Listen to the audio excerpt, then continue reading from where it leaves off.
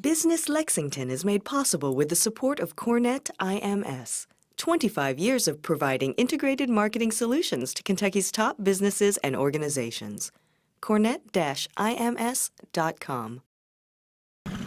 Cities, large, medium, and small, all across the nation are recognizing that the industrial park of the 21st century is a lively urban core, an inviting downtown that accommodates professional talents as well as retiring baby boomers, all looking to live within walking distance of jobs, shopping, entertainment, and recreation.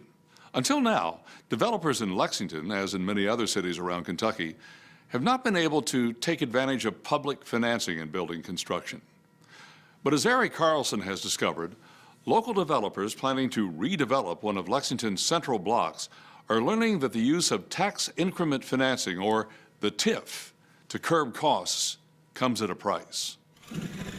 House Bill 549, passed by the 2007 General Assembly, made it possible for developers to reclaim land that had become run down and blighted in return for new tax money generated by the site to pay for certain costs associated with its redevelopment.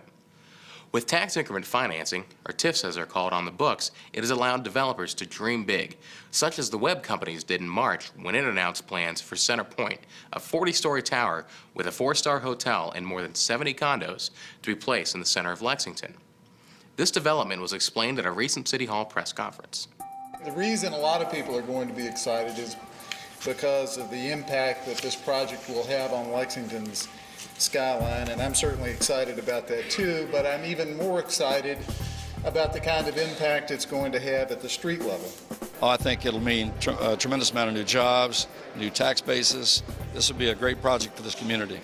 It shows that you can do a project that doesn't require the urban service boundary to expand.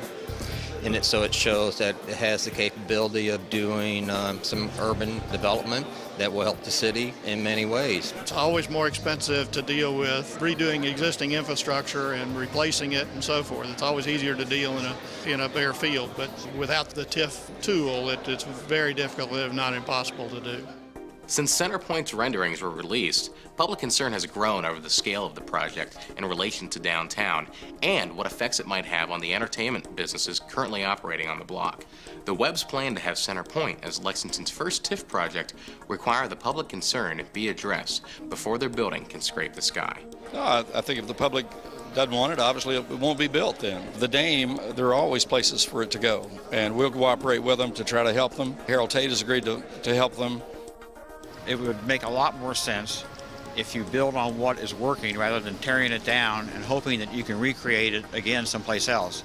We don't have places to go and to do things. We don't have entertainment district. We don't have that sort of thing. The only thing we've had has been in the block that we're talking about here.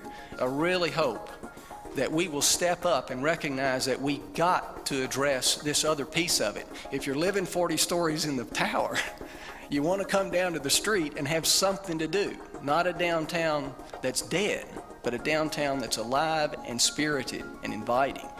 Let's really be smart about what we leave to future generations. This project is a landmark project right in the center of our downtown. We need to take our time. I want to be sure, and there are a lot of people in the city want to be sure that it's right.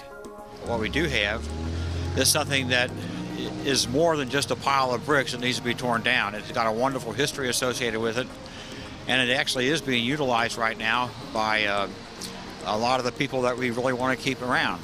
I'd like to see the Dame and that whole area remain, and the development that occurs, I would also like to see it agree with the downtown master plan. As you've just seen, the proposed development has brought out a wide divergence of opinion. A groundswell of opposition to this project has formed through a media campaign by Preserve Lexington, a 1,500-member group on the popular social networking site Facebook, and others who would like to see the block remain untouched or at least developed in some other way. The CentrePointe project will have to go before Urban County Council and the State TIF Commission for approval to take advantage of the TIF, which developer Dudley Webb said should pay for $70 to $90 million of the $250 million project. Reporting for Business Lexington, I'm Erik Carlson.